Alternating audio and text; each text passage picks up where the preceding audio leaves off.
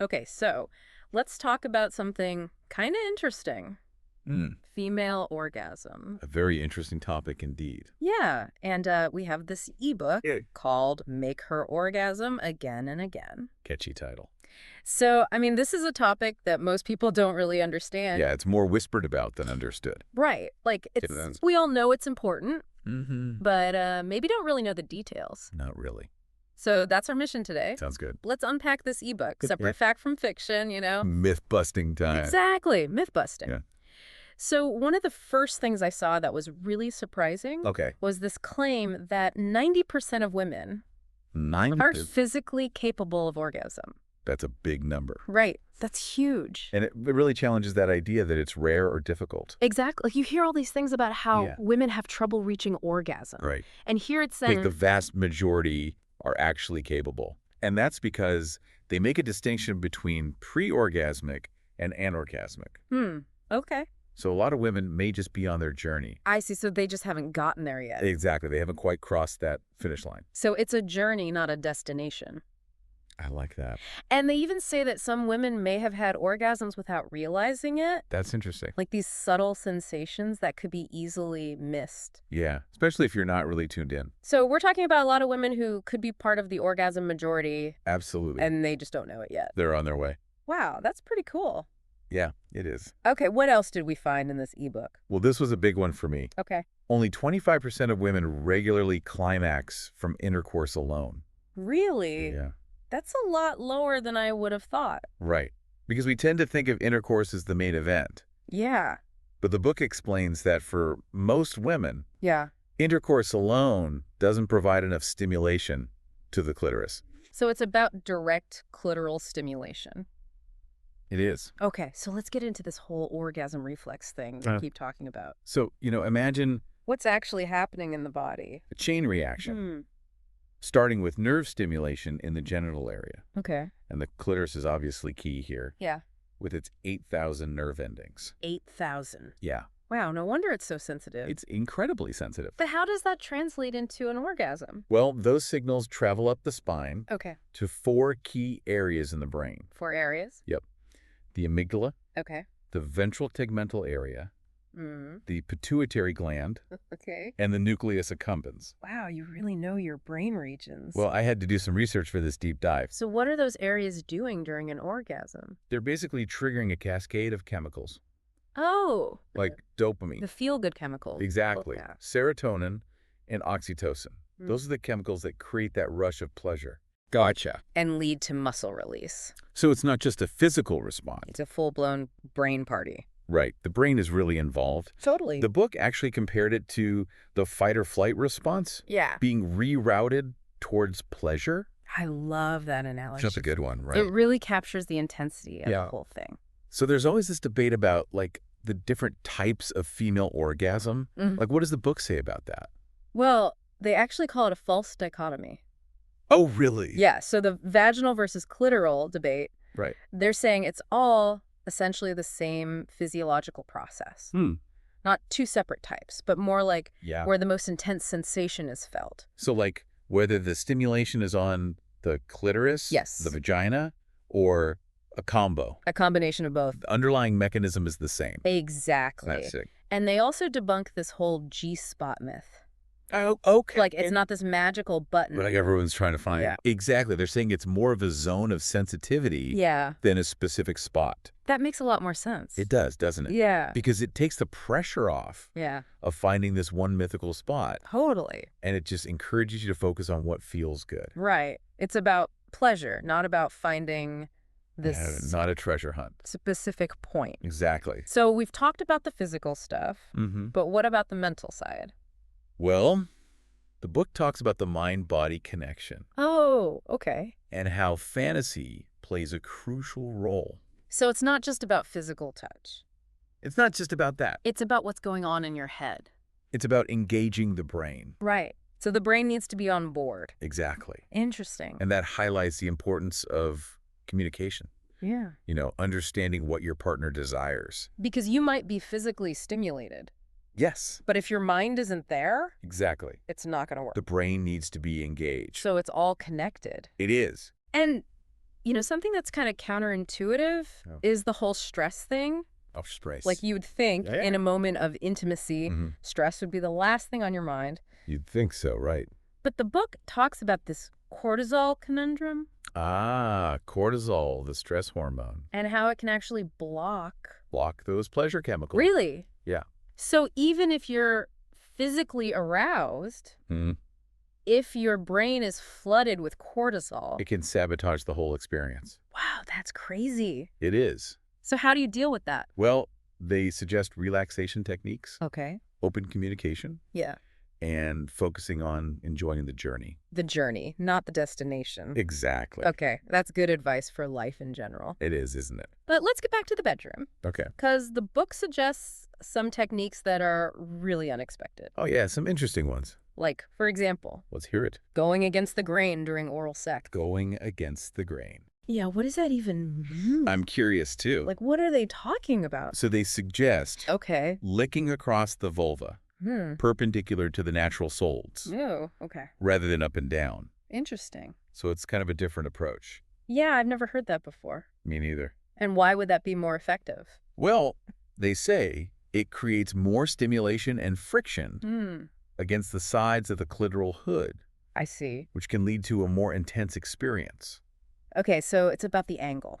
It's all about the angle. Fascinating. Right. And they also talk about rocking versus pounding during intercourse. Oh, yeah, that's a good one. So, like, explain that a little bit. So instead of those, like, forceful thrusts, Yeah. they recommend smooth, rhythmic movements that provide consistent clitoral stimulation. Gotcha. It's about creating a pleasurable experience for both partners. Yeah, it makes sense to avoid anything. I don't think jarring or painful. Exactly. It should be pleasurable. Okay, so what's this 90-second window they keep mentioning? Oh, that's an interesting concept. What is that all about?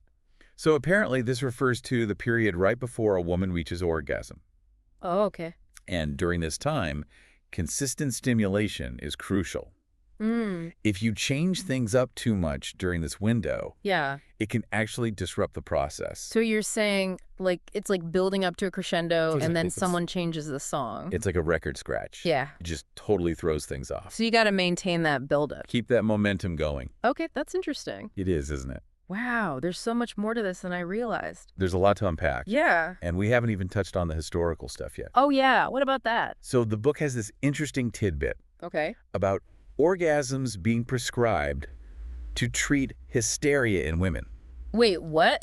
Yeah, you heard that right. Like, doctors were actually prescribing orgasms Back in the Victorian era. to cure mental health issues. It sounds crazy now, That's wild. but it just goes to show Yeah. how much our understanding of female sexuality Yeah. and mental health, for that matter, Yeah. has evolved. That's a pretty crazy historical fact. This is a fascinating little tidbit. Yeah, and it really shows how Yeah. what we consider normal Right. is often shaped by cultural beliefs. Absolutely. Rather than, Scientific understanding. yeah, We've come a long way, that's for sure. but we still have a lot to learn. That's true. There's always more to discover. Well, this has been really eye-opening so far. It's been a fascinating deep dive. Yeah, and I'm sure our listeners are learning a lot too. I hope so. So let's take a quick break, Sounds good. and we'll be right back with more from Make Her Orgasm Again and Again. Can't wait. Yeah, it's amazing how much our views have changed. Right, like who would have thought? It's wild. That doctors were prescribing orgasms? It's a different world now, that's for sure. So this ebook has a lot of interesting stuff. Yeah, it really does. Like, did you know that women often need at least 20 minutes 20 minutes. of arousal and stimulation Wow. before they can even reach orgasm? That's a good point. Yeah. It's and something that people often overlook. Men and women Yeah, experience sexual arousal. very differently. Yeah, totally differently. Yeah. And for women, it's about building anticipation. It's a slower burn. Yeah, it's not just a flip of a switch. Right. It's like, You got to set the mood. yeah, creating a sensual experience. And the ebook even suggests starting the foreplay Oh, interesting. way before you even get to the bedroom. Oh, like what do you mean? Like sending flirty texts, Ah, okay. leaving a little suggestive note, Yeah, yeah. building that anticipation throughout the day. That's a good idea. Keep it spicy. Yeah. It's about creating that desire. Keeping the spark alive. Exactly. You know what I mean? Absolutely. So it's not just about the physical act. No, it's not. It's about the emotional connection, too. It's all connected. Yeah, the ebook also talks about making a woman feel desired and appreciated. Oh, that's important. Not just physically, Yeah. but emotionally as well. It's about making her feel special. Right. And the ebook calls this Okay. playing the brain game. The brain game. I like it. So it's about communication, Yes. compliments, making a woman feel valued. Absolutely. And, something that can really kill the mood Okay. is alcohol. Oh, yeah, alcohol. Yeah, the book actually cautions against overindulging. Because it can be a depressant. Really? Yeah. I didn't know that. And it can actually hinder arousal. So, like a glass of wine Maybe. to loosen up is okay, Perhaps. but going overboard? Yeah, too much. Not a good idea. Could backfire. Okay, so moderation is key. Always a good rule of thumb. One of the techniques in the book that really stuck with me Okay, which one? was the idea of Yeah. focusing on the woman's pleasure first. Oh, putting her needs first. Yeah, like putting her needs and desires ahead of your own. I like that approach. Right. And the book calls this What's it called? shooting for two. Shooting for two. Interesting. So the goal is Multiple orgasms. multiple orgasms for the woman. That's ambitious. Right. But I like the idea. And they suggest prioritizing her orgasm first, Okay. even before intercourse. Interesting. So the idea is that Right. once she's had an orgasm, Uh-huh. her body's more primed for a second one. Right. She's already warmed up. Exactly. You're setting the stage Setting the stage for round two. for an even more intense experience. I see. Okay, now let's talk I'll about put into it. oral sex techniques. All right. This is where it gets interesting. Because the book talks about this whole going against the grain thing, I remember this. which I still don't really understand. Well, let's break it down. So can you explain it? If So it does. basically, Yeah. instead of licking up and down, you're licking across the vulva, Perpendicular. perpendicular to the folds. Okay. So you're creating more friction Mm, against the sides of the clitoral hood. I see. And that can lead to a more intense sensation. Interesting. Right. It's all about the angle. So it's not just about Yeah. up and down. It's about being a little more creative. And they also talk about being gentle Oh, yeah. Gentleness is key, with the clitoris. especially with the clitoris. Right, because it's so sensitive. Super sensitive. So it's about teasing and building sensation, Little tease. not overwhelming it. Don't go too hard too fast. Okay, now, this one might be a little controversial, What is it? but the book suggests Okay. incorporating sex toys Oh, sex toys. into the mix. Interesting. So they're talking about vibrators Yeah. and other toys To enhance pleasure to enhance pleasure, and intensify orgasms. and not just for solo play. No. They even suggest using them during intercourse. Wow. That's taking it to another level. I know, it's like a Yeah. whole new dimension. It's about expanding your options Right. and having fun with it. So we've talked about techniques. Mhm. What about positions? Oh, positions, yeah. Does the ebook recommend any specific positions? They do, All actually. right. Oh, So one that comes up a lot yeah. is woman on top Oh, or reverse cowgirl. why are those so effective? Well, it allows the woman Wow. to control the depth and rhythm Okay. of penetration. So she's getting the stimulation she needs. Exactly. And it also makes it easier for clitoral stimulation. Right, whether it's manual Yeah. or friction against the partner's body. So it's like a win-win. It's a win-win situation. Another position they talk about Yeah. is doggy style. Ah, doggy style, a classic. So why is that one Thank you. associated with intense orgasms? Well, it allows for deeper penetration and stimulates the front wall of the vagina. Which is where the G-spot zone is. Exactly. And it also frees up the hands. For some simultaneous clitoral action. Oh, okay. So it's like a double whammy. It's a powerful combination. What about missionary? Missionary, yeah. Any tips for that one? They actually describe this technique Okay. called the coital alignment technique, Coital alignment technique. or CCAT for short. Okay, I'm intrigued. What's the C at? So it's the slight adjustment Okay. to the missionary position where the base of the penis Yeah. is aligned with the clitoris. So it's providing constant stimulation. So you're basically maximizing clitoral contact. Exactly. Interesting. A simple adjustment, Yeah. but it can make a big difference. So it's like missionary 2.0. Missionary with a twist. Okay, this is really making me realize What's that? how much thought goes into Yeah. creating a satisfying sexual experience. It's not just about going through the motions. Yeah, there's so much more to it. It's about being present, Yeah. being attentive. And communicating. Communication is key. The book really emphasizes that. It does, doesn't it? Communicating with your partner. Yeah. Finding what works for both of you. Because every woman is different. Totally. What works for one person might not work for another. Yeah, and on that note, What's that? the ebook brings up this fascinating historical fact Oh, let's hear it. about orgasms Okay. being prescribed to treat hysteria. Yeah, we talked about that earlier. I know, but it's just so crazy. It's mind-blowing. I think about that. It really is. Like how far we've come. It shows how much our understanding has evolved. Right. It's like what we consider normal today Yeah. was once seen as a medical treatment. It's wild. And speaking of things that are kind of mind-blowing, Okay, what else? the ebook tackles this myth that women can become addicted to vibrators. Oh, the vibrator addiction myth. They debunk it completely. They say it's nonsense. Yeah, they say vibrators are just tools Tools for pleasure. and can actually enhance a couple's experience. When used together. Yeah, it's about expanding your options. Not replacing human connection. Right. A vibrator is no more addictive Than a good book. Yeah.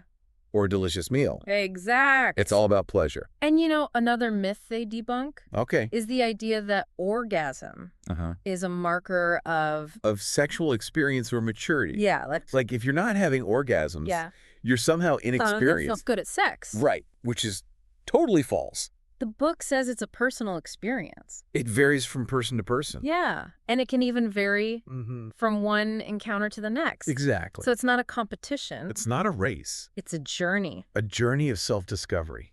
And finally, the ebook delves into this question Okay, what's the question? of why female orgasm exists in the first place. Oh, that's a good one. What's its evolutionary purpose? I'm curious. So the book suggests that orgasms with their release of hormones. yeah, Like oxytocin. play a role in Strengthening relationships. strengthening relationships and promoting pair bonding. So it's not just about individual pleasure. It's about connection. It's about fostering intimacy. And from an evolutionary standpoint, those strong bonds contribute to the survival of the species. Wow, that's fascinating. Right. Like, who knew It's incredible to think. that something as pleasurable as an orgasm Yeah. can also have such a profound impact? On our well-being. Yeah, like our social and biological well-being. It's amazing how everything is connected. Yeah, it's really amazing. It is. Yeah, it's wild to think that something so primal and instinctual has all this science behind it. Right, like we've been given this blueprint for pleasure, Yeah, but we're just now figuring out how it all works. it's like a whole new world. It really is. And What's that? this deep dive has really made me appreciate the power of female pleasure. It is powerful, isn't it? It's not something to be ashamed of. No, not at all. It's something to be celebrated. Totally. And, Yeah. when we understand how our bodies work, we can advocate for our own needs Right. and create more fulfilling experiences. It's about taking control, Exactly. owning your pleasure. Yeah, and for partners, Yes. it's about being attentive, responsive. And willing to learn. Yeah, and to try new things. It's all about exploration. Because what works for one person Right.